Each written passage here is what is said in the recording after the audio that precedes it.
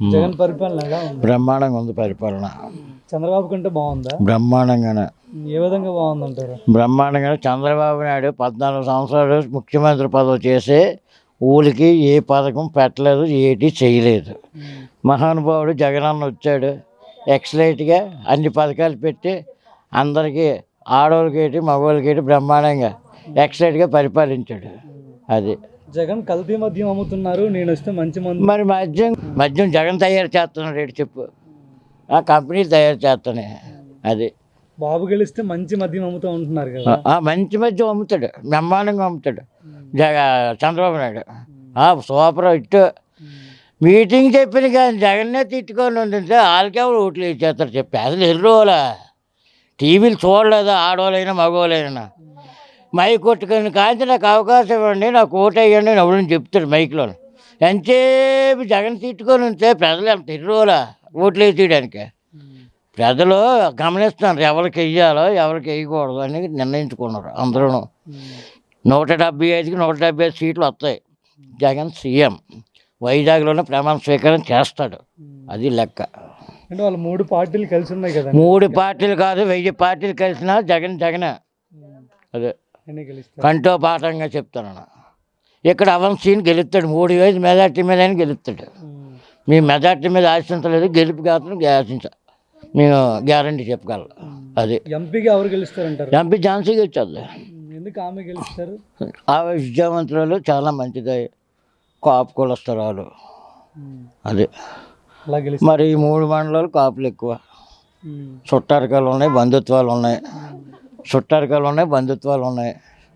ఆవిడ గెలుస్తుంది. మరి ఆమెకు పోటీగా శ్రీ భరత్ ఉన్నారు కదా. భారత్ అంటే ఎవరికి తెలుసండి చెప్పండి? ఎవరికీ తెలియదు. భారత్ అంటే నాకే తెలియదు. ఆ భారత్ అంటే ఎవరో నాకు తెలియదు. అదే నేను 22 ఎలక్షన్ కానీ చూసుకొస్తాను. అదే 100 సీట్లతోటైనా జగనే వస్తాడన్న. 100 సీట్లతోటైనా జగనే వస్తాడు.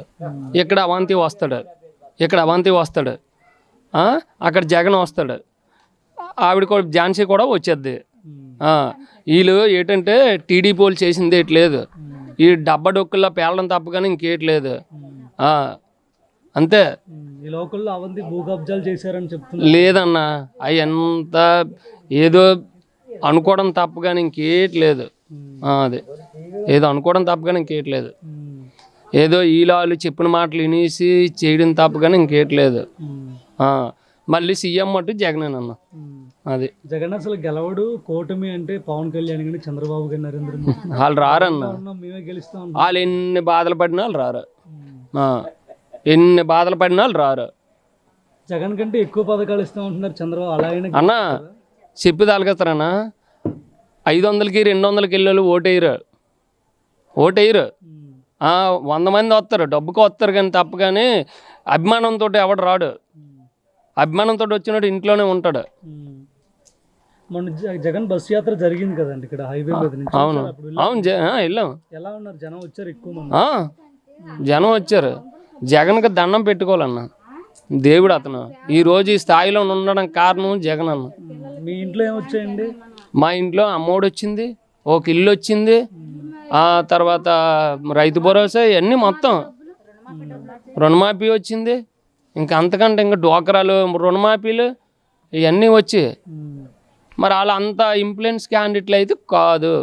వాళ్ళు చెప్తారు నేను వచ్చేసారి రుణమాఫీ, నేను పెన్షన్ ఎంత ఇచ్చేస్తాను అంత ఇచ్చేస్తాను అంటాడు.